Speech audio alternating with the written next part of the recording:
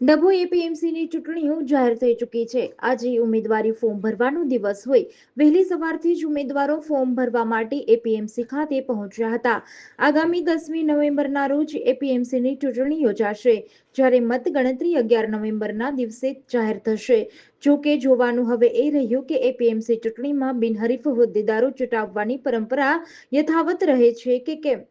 જોકે ધારાસભ્ય શૈલેષભાઈ મહેતાની ઉપસ્થિતિમાં જૂના 5 જેટલા હોદ્દેદારો ભાજપના મેન્ડેટમાંથી ચૂંટણી લડવા માટે ઉમેદવારી નોંધાવી ચૂક્યા છે।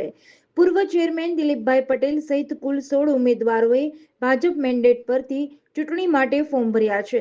સાંજ સુધી અન્ય ફોર્મ ભરાઈ શકે છે। ત્યારે ફોર્મ ચકાસણી અને ઉમેદવારી પાછી ખેંચવા બાદ એપીએમસી ચૂંટણીનું ચિત્ર સ્પષ્ટ થાય તેવી સંભાવના હાલ જોવા મળી રહી છે। હવે જોવું એ રહ્યું કે એપીએમસી ચૂંટણીમાં ભાજપ પ્રેરિત પેનલનો દબદબો રહે છે કે કેમ।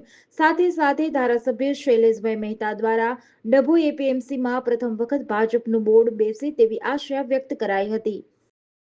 ઉત્પન્ન બજાર સમિતિ ડભોઈને આગામી ચૂંટણી માટેના આજે ઉમેદવારી પત્ર ભરવાનો છેલ્લો દિવસ હોય આજે ભારતીય જનતા પાર્ટીના આગેવાનો દ્વારા પ્રદેશમાંથી જે મેન્ડેટ આપવામાં આવ્યો છે એ મેન્ડેટ પ્રમાણે પટેલ દિલીપભાઈ નાગજીભાઈ નાના પોપડિયા, પટેલ મુકુંદભાઈ કંચનભાઈ વસાઈ, પટેલ રતિલાલ દેવજીભાઈ ફરતીકુઈ, પટેલ મહેશભાઈ ચુનીભાઈ ભાવપુરા, પટેલ ઉમેશભાઈ રમણભાઈ મંડાળા, પટેલ ભરતભાઈ બાપાલાલ ધરમપુરી, પટેલ કલ્પેશભાઈ વિઠ્ઠલભાઈ મોટા હબીપુરા, પટેલ ધીરેનભાઈ ઇન્દ્રવદનભાઈ વખતપુરા, પટેલ ભૂપેન્દ્રભાઈ ભગવાનભાઈ સિમડિયા, પટેલ હરેશભાઈ પ્રભુદાસ થુવાવી આ 10 ખેતીવાડી ખેડૂત વિભાગના ફોર્મ ભરવામાં આવ્યા છે। સાથે જ વેપારી વિભાગમાં વસાઈવાલા મુકેશભાઈ વિપિનચંદ્ર, કોકણીવાલા ઇરફાન હુસેન હસનભાઈ, મુંદ્રા કૈલાસચંદ્ર છગનભાઈ અને છેડાવાલા આંદિલ મહેદી સબ્બીર હુસેન આ તમામ ડભોઈના વેપારીઓ છે, એમના ફોર્મ ભરવામાં આવ્યા છે।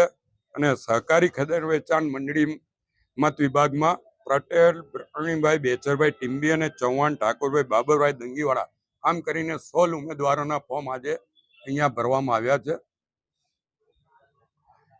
અમને એવી ખાતરી છે કે આ વખતનું બોર્ડ એ ભારતીય જનતા પાર્ટીનું એપીએમસીમાં બોર્ડ બનવા જઈ રહ્યું છે અને જે અત્યાર સુધી એપીએમસી કામગીરી કરી છે, સરકાર સાથે રહીને આ એપીએમસીનો વિકાસ થાય, ખેડૂતોના જે કંઈ પ્રશ્નો હોય પ્રશ્નોનો ઉકેલ આવે અને ખેડૂતોની મુશ્કેલીઓ વહેલી તકે દૂર થાય એના માટેના તમામ પ્રયત્નો ખેતીવાડી બજાર સમિતિ અને સરકારના પ્રતિનિધિ તરીકે ધારાસભ્ય તરીકે અમારી પણ એમની સાથે તમામ સહકાર હશે।